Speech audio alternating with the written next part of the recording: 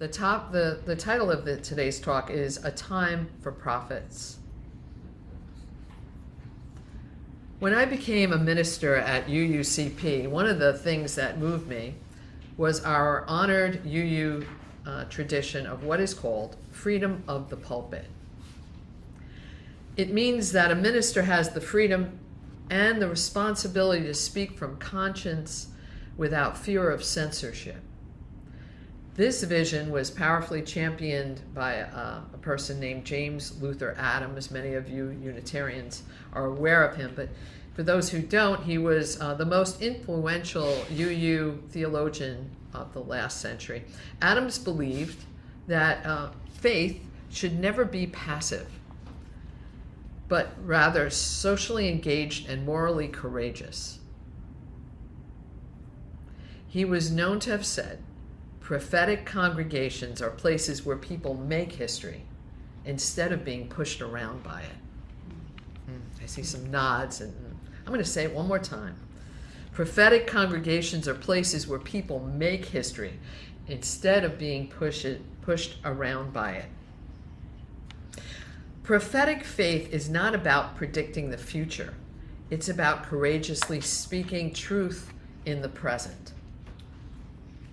Adams reminds us that it's not enough simply to be aware of justice, but we are called to speak out for it, and to do so while recognizing the inherent dignity and worth of every person, even those in whom we may struggle to see it. And let's be honest right now, we all know people with whom it is nearly impossible to see their dignity or worth. I'm not naming any names today. Yet we are still called to strive towards the deeper recognition of our shared humanity. This is difficult work. These are difficult times. What does it mean to be a prophetic faith? What is a prophet anyway? Prophet in Hebrew means spokesperson. Does anybody know that? Hebrew prophets were esteemed as formal spokespeople, persons, for their faith and for God. Their work was to speak truth to power, to call out individuals, institutions, and systems that had fallen out of alignment with justice, ethics, and what was right. Prophets are not just against something, they are for something. They're also for something. They are as much as they are advocates for change, they are also envisioning a future. A prophet is driven by faith. Now, could a prophet be someone who's not religious? I see some nods. Absolutely. Why does faith have to be only connected to religion or God? Can we not have faith in love? Can we not have faith in humanity? Can we not have faith in justice? Absolutely.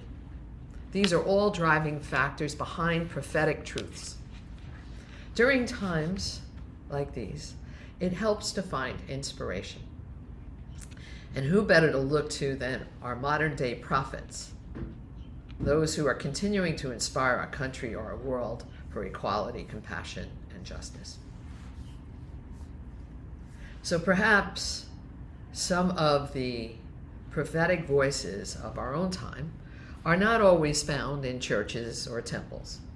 Sometimes they are found on concert stages, behind comedy desks, at podiums, in courts, or in classrooms. Some come from religious traditions, some do not. Yet they speak truth to power. They call attention to justice, and they compel society towards greater compassion and humanity. They call out those that need to be called out. For example, people like Stephen Colbert, Jimmy Kimmel, and many other late-night hosts often use humor not simply to entertain, but to challenge power, to expose hypocrisy, and to invite moral reflection. What is striking is that they often do this without hatred or violence in their language. Humor becomes a way of telling difficult truths while holding on to our humanity. Or consider Bruce Springsteen, or artists like Jesse Wells, who we just heard, they both have very different musical styles, but they are witnesses of the world through music. Springsteen's work for decades has lifted up the struggles of working people, the forgotten, the poor, and those left behind, constantly calling America to live into its greatest ideals and of dignity and fairness. Jesse Wells, in a more raw and contemporary folk protest, he sounds like Dylan, right? Yes. But he's a young guy, and this is all very current music. If you get a chance, I advise you, look him up, check out his songs. He has one called Join Ice. I mean, he really, really has a very interesting way of exposing those that need exposure. He does it in a more raw and contemporary protest style, similar, and he names the realities of political and social life in a way that's direct, unflinching, but yet still deeply human. And prophetic courage is also found in ordinary people who risk speaking painful truths. The women who survived abuse connected to Jeffrey Epstein have gone through unimaginable pain and abuse, public scrutiny, but they have still spoken truth to systems of power, wealth, silence, and exploitation. Their willingness to speak out reminds us that the prophetic witness is not always loud or public-facing. Sometimes it's simply the courageous act of refusing to remain silent.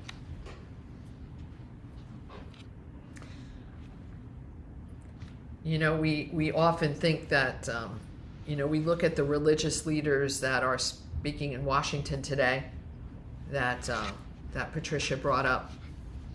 But there's also voices like those of Pope Leo, who has spoken against the threatening political rhetoric and language of violence, and spoke of responding not with retaliation, but the continued calls for peace, human dignity, and moral responsibility.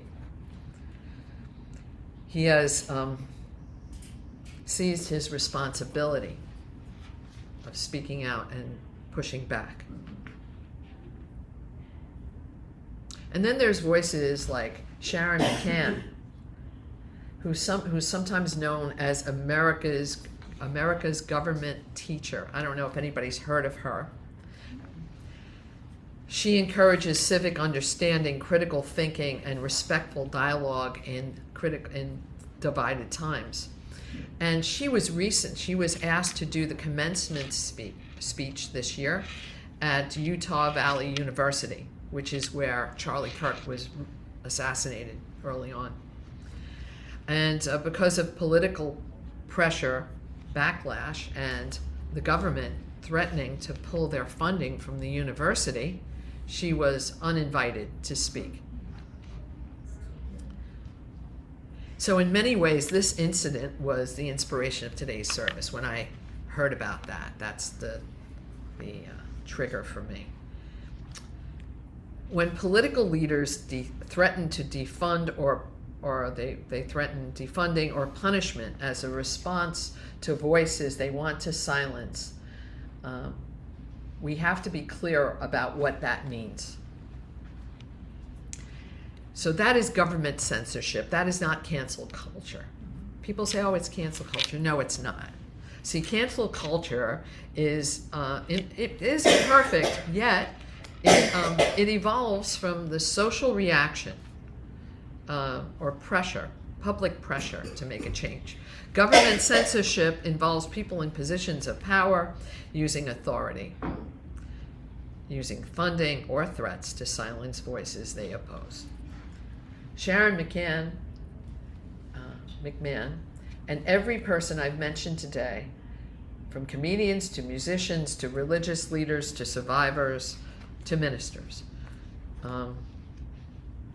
speaking their truth have faced backlash, threats, intimidation, or pressure simply for speaking openly about justice, dignity, and humanity. So these are difficult times. One good thing is that this administration has exposed the dirty underbelly of this country for us all to see.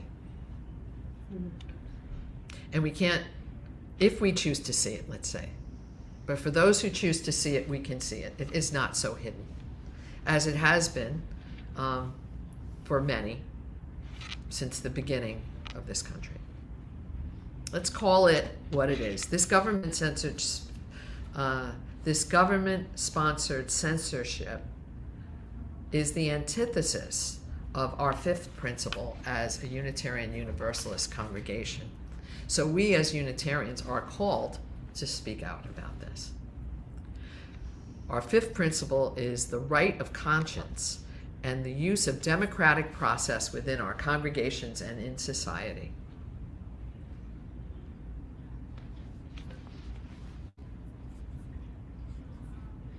The words of one prophetic voice repeatedly echoes in my heart, and you've heard me speak about her. She's somebody I knew.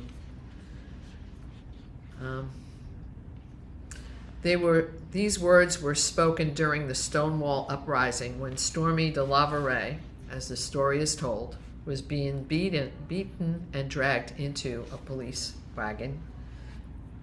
And I believe she was hit over the head with a billy club as she fought back.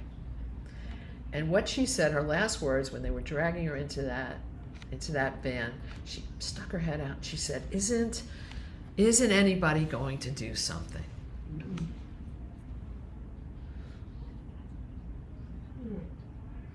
Those words have never left me, because perhaps that is the question at the center of every prophetic moment in history, right? When dignity is violated, when fear silences people, when injustice becomes normalized, will anyone do something? Often prophetic voices are not the loudest or the most powerful people in society. Sometimes they're simply the people brave enough to speak when silence would be easier.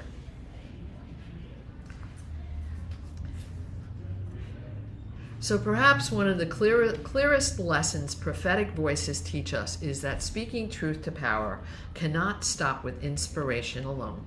It must move into action. So I'm going to bullet out prophetic actions that we as human beings that have breath can do. There is a long list, and I'm going to talk about it right now.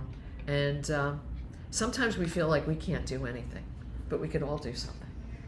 So here's my list. So what does it actually look like in real life, prophetic action? It means voting. It not just in presidential elections, but in local elections where school boards, town councils, judges, state legislators make decisions that shape people's lives. Am I right? Yeah. Yes. It means contacting elected officials when policies threaten human dignity, freedom of expression, public education, civil rights, or vulnerable communities. One phone call or a letter may seem small, but organized public pressure changes political decisions all the time. Is this right? Yes. Yes.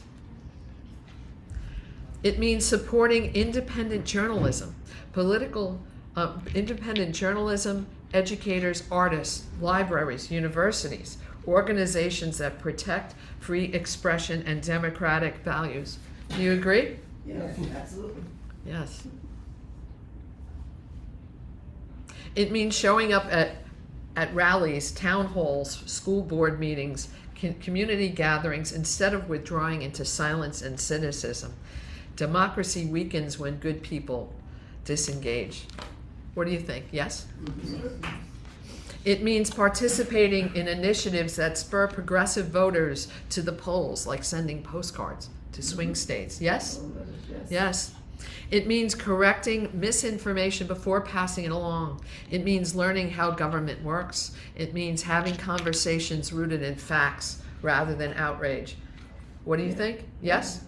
Absolutely. It means supporting people who take risks to tell different truths, whether they're whistleblowers, survivors, journalists, teachers, ministers, comedians, musicians, or activists. Too often we expect prophetic voices to stand alone, while the rest of society watches quietly from a distance. And sometimes being a prophetic voice simply means refusing to participate in cruelty, refusing to dehumanize people, refusing to stay silent when somebody's dignity is under attack. Now, none of these actions alone will fix the unacceptable abuse of power happening under this administration. But history has shown that organized, persistent, courageous people can change societies. Every major movement for justice began with ordinary people who decided that they no longer will simply accept things as they were. We all know the Margaret Mead quote that we have shared so often in this community, and I've seen you share it, Sidel. And she said, "Never doubt that a small group of thoughtful, committed citizens can change the world, because indeed it is the only thing that ever has." So in closing, I'm going to share one more quote. And I'd like to leave us with the words of Angela Davis, who said, "I am no longer accepting the things I cannot change. I am changing the things I cannot accept." Amen. Amen. So in this time for prophets, may we leave here today not only hoping for a better world, but helping create one. Thank you, everyone. May it be so. If you like this video, please like us on YouTube, subscribe to our YouTube channel, and click on the bell to be notified whenever we post a new video. Thank you.